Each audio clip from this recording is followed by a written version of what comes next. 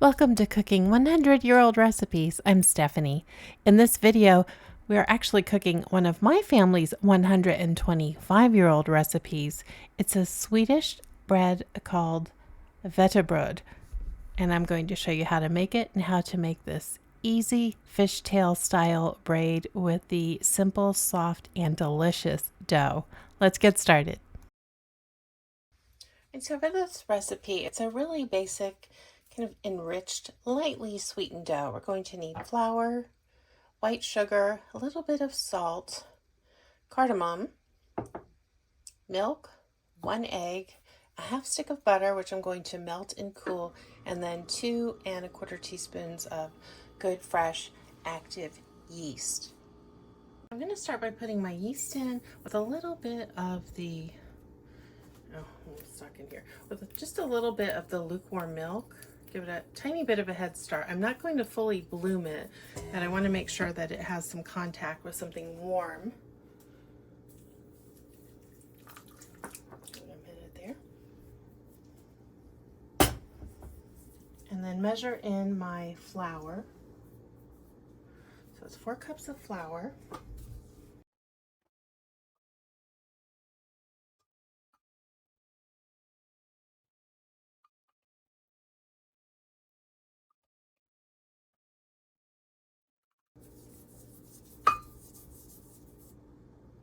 And then a 1/4 cup of the sugar. And this little scoop that I keep in here is 1/4 cup of my sugar, so put that in.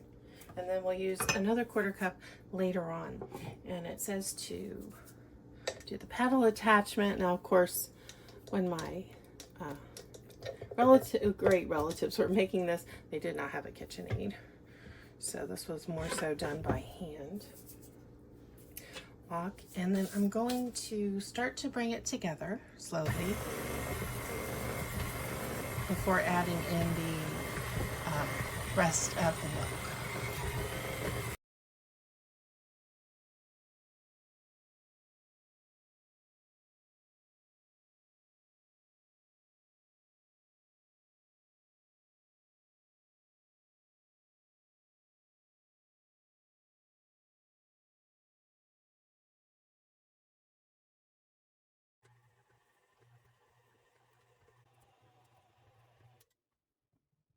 Right, so it's almost smooth. So this is the first part of the process. It's like a sticky cake batter. Almost looks, let me pull it up, almost like cottage cheese. It's not a smooth batter yet, but this is the initial kind of proofing time of the batter. So I'm going to scrape it down and then cover it with a towel.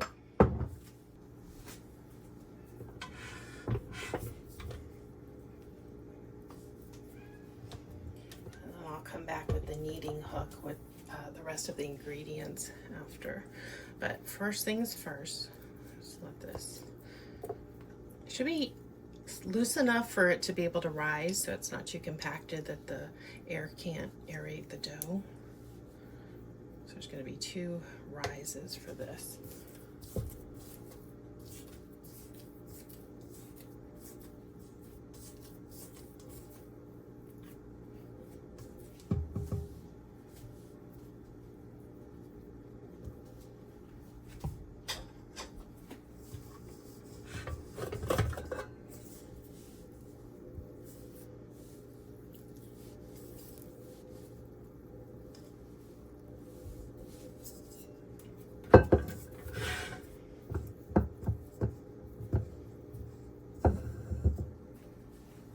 I'm going to give it about 45 minutes.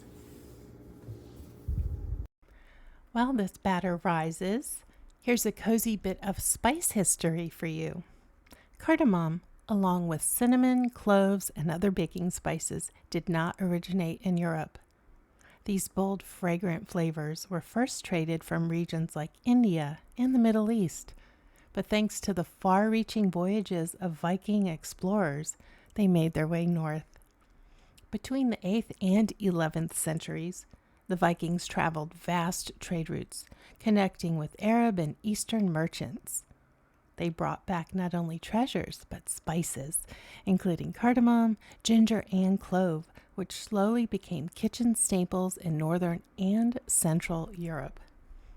Over time, these helped shape some of Europe's most beloved traditional bakes. Think Springerle cookies from Germany, flavored with anise and stamped with intricate designs. Or Pfeffernuss, spiced holiday cookies loaded with cloves, cinnamon, and nutmeg, giving it a delicious gingerbread flavor. Swedish cardamom buns are soft and aromatic. Or speculoos from Belgium and the Netherlands, crisp, spiced, and perfect with coffee.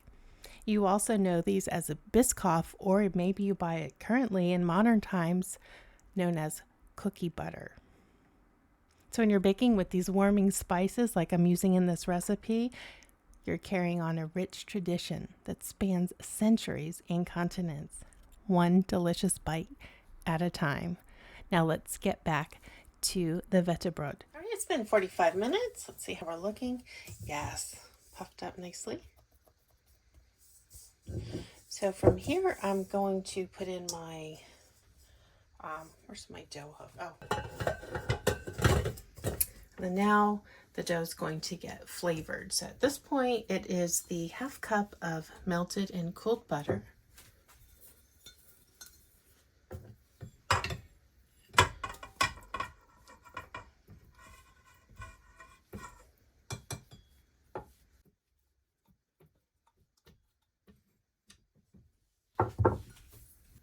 Quarter teaspoon of salt,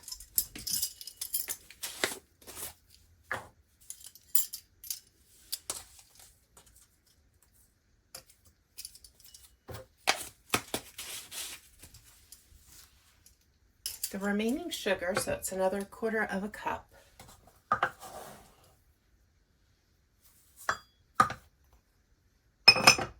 and then the all-important cardamom. And it's 2 full teaspoons.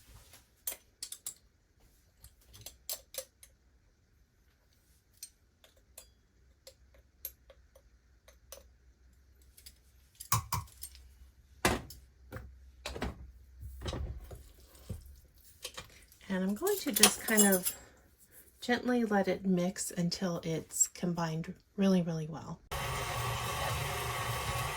I'm going to stop, and if it looks too wet, I'm going to add more flour if it needs just a little bit more. I think it's all right. Just needs more mixing. The 4 cups should be enough, but sometimes, it needs a little extra. And then I'll let it go so that it actually starts to knead and develop that gluten a bit more. I'm going to check again, see how we're doing.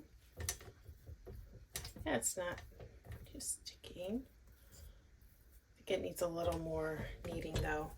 I'm going to let it go for a total of 6 minutes. So I've already done nearly 4. I'm going to do another 2, see how smooth it's looking.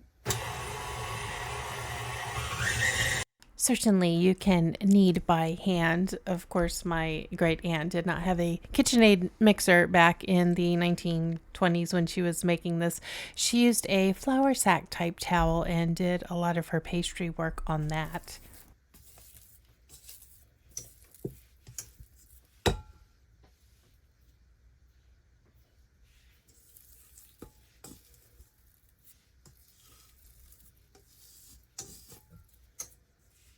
It's come out of the bowl pretty smoothly. And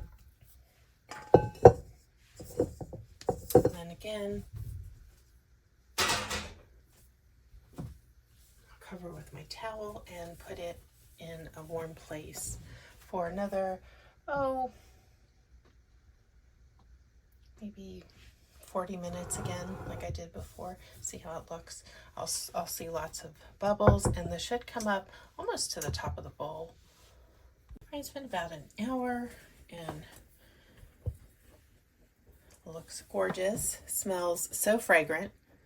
Nice, still soft dough. There's a little, I don't know if you can see, there's a little wiggle. Not quite like Jello, but there's a little movement. It's a tender, cakey dough. So I've got a rolling pin. I'm going to use a pizza roller to do the scoring for the fishtail, but you can use a knife if you don't have a pizza cutter. But I find this to be really make it simple. I don't make a lot of pizzas, so I use that for other things. And then I'm just going to use a bench scraper or dough cutter, which again, if you don't have it, you don't have to use it, but it'll help me divide my dough. And then I have a brush for my egg topping and a rolling pin to shape, smooth, flatten the dough, because we do need a nice an even rectangle to create the fishtail shape. It's not hard, but we need some structure to the shape. So let's put some flour down first, and I'm going to use a silicone sheet under it. Sometimes I use a flour sack towel, which is what my aunt did. I do that when I make pie crust and whatnot, but I don't have a clean one today, so I'm going to use this mat with a little, if you can find these silicone mats with this kind of grid texture, it helps keep things from sticking, which is nice. But I still need flour because it's a soft dough. All right, so I'll pull it out. It comes right out beautifully. And then I'm going to cut it in half. That way my loaves will be even. And put one half back into the bowl. Now it is going to rest again after it's shaped, but it's not really for rising purposes. Let's coat it on this side. Now just move it to this side. I think I had some really happy yeast. My dough is just so nice and fluffy. So I'm going to just gently roll it.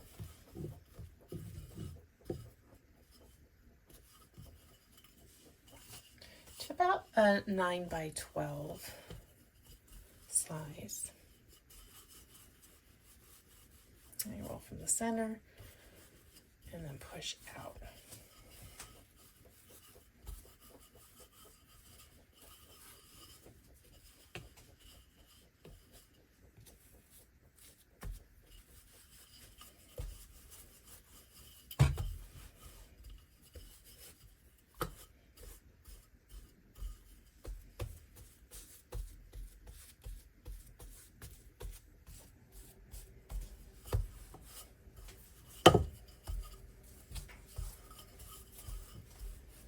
I've got my sheet ready, and I'm going to put a sheet of parchment down on it, and then I'll transfer the fishtail braid bread as I make them onto it.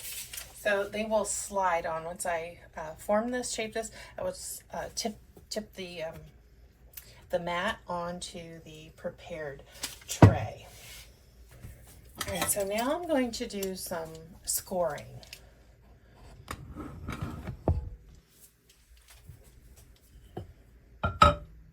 So when I say scoring, I mean I'm going to create some marks, but not cut through the dough.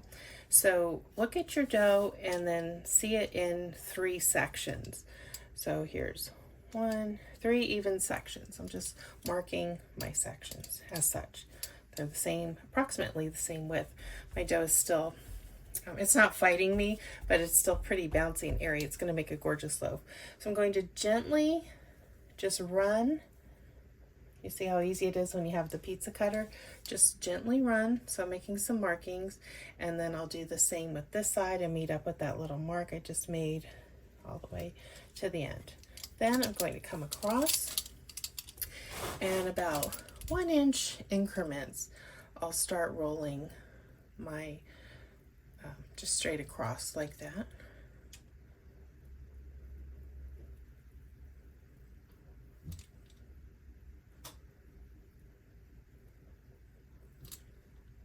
Very gently, I'm not going all the way through.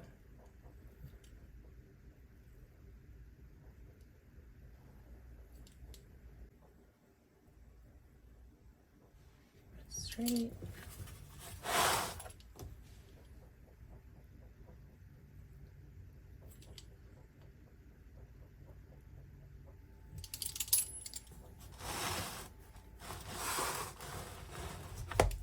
I'll move this so you can see what I'm doing.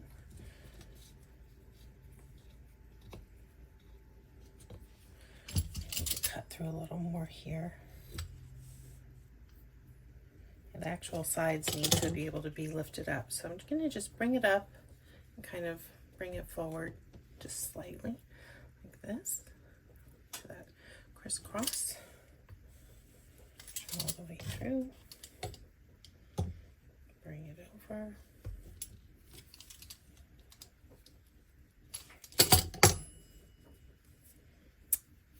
Hold it.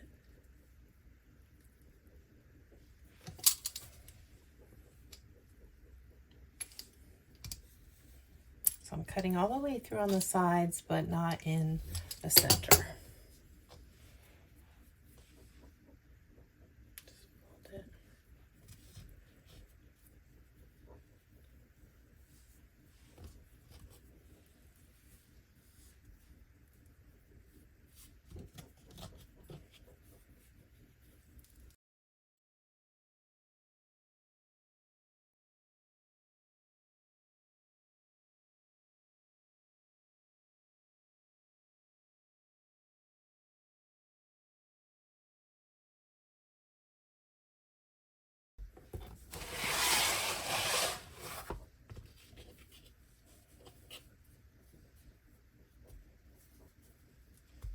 Okay, and then towards the end, you see I have kind of this narrowed fishtail shape.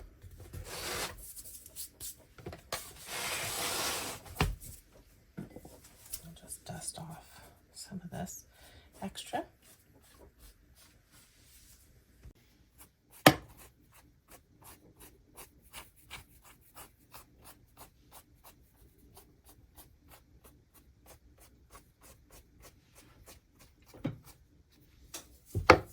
Right, and then for resting, I'm going to glaze it before I bake it, but for right now, it's got to rest. Let's just get it.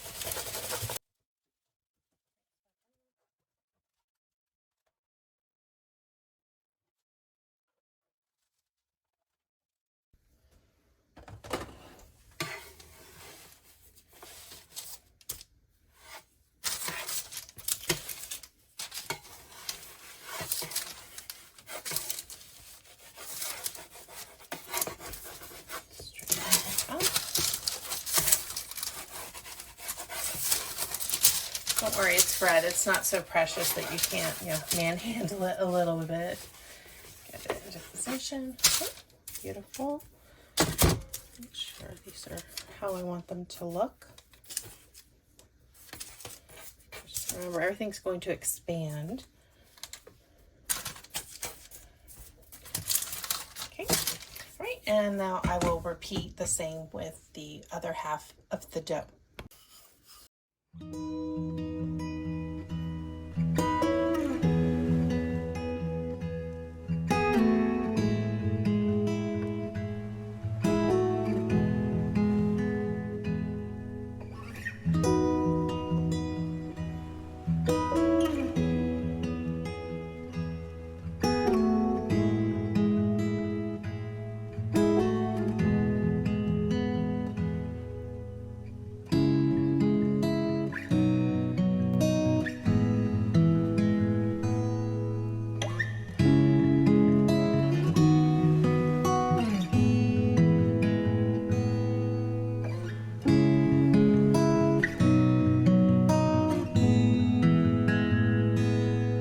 So here for my second one, I made it with more cut, so the fish scale, so to speak. There's more density.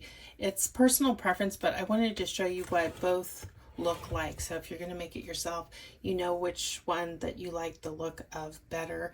We were kind of split on it in my family. Some people like the smaller scale, some like this kind of big, more pastry style look, but it doesn't matter. It's going to be delicious regardless of how you cut it, so to speak.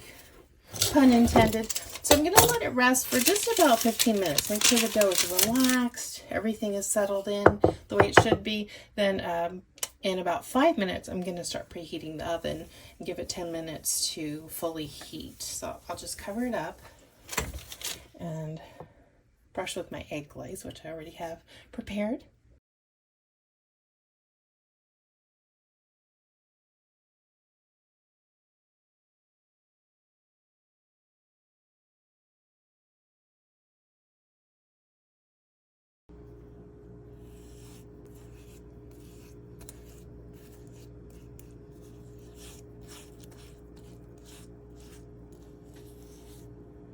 now I'm just sugaring it. You can see the egg has just kind of nestled around and self-leveled into all the little spaces. It's almost soaked into the dough. It's nearly invisible. Just need a little patience when you make this. Not a lot. It's somewhere between a quick bread. Well, okay. That might be a little generous using those words because of all the resting times. But I don't feel like this is as time consuming as like making, say, a white bread. But it is a yeasted, enriched dough. And they will be gorgeous, delicious, and very fragrant when they're done. Right, the oven's hot. So these bake for about 30 minutes, and I check on it midway through to see how brown it's getting because we don't want burnt vetebrod. So I will drape some foil over it if it needs it. I bake it on the center rack right at 350. It's been about 30 minutes. I'm going to take it out of the oven.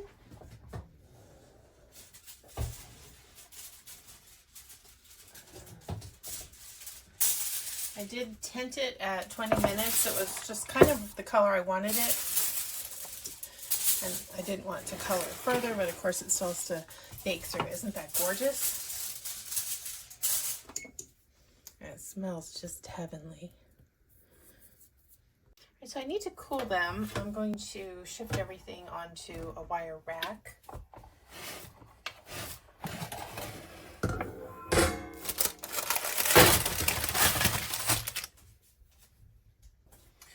And we'll give it a taste in just a little while. So there's, you might wonder, how do you serve this? So it's kind of a personal preference, and because it makes, you know, these two generous loaves, you can try all the ways and tell me your favorite way to eat it. So you can have it slightly warm, just the way it is. It's tender. It's got a nice, delicate, sweet flavor. It's delicious with tea and coffee, you know, to have with fika. I like it room temperature with very thin slices of cold butter on it. Some of my family likes it toasted. It's delicious toasted, you know, for breakfast with some butter on it as well. So, you know, take your pick. Any of those ways. I mean, honestly, I wouldn't turn any of them down. So I'm going to cool this off and we will take a look inside. It's cooled off enough now. I can trim it. I don't know how this looks on camera. It looks really brown on camera, but it's not. It's perfectly golden. Cut some. So I'd say it's more room temperature now. If you haven't had this before, I would describe it almost like a brioche. There's no egg in it, but it's got that kind of light tenderness, but still bread. And then, of course, the delicate sweetness and the cardamom.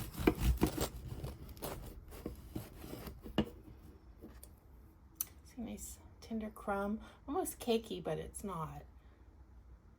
It's a very special bread for me and my family. So let me know if you've had it, if you've made it, or if you're going to make it. I would love to hear from you in the comments.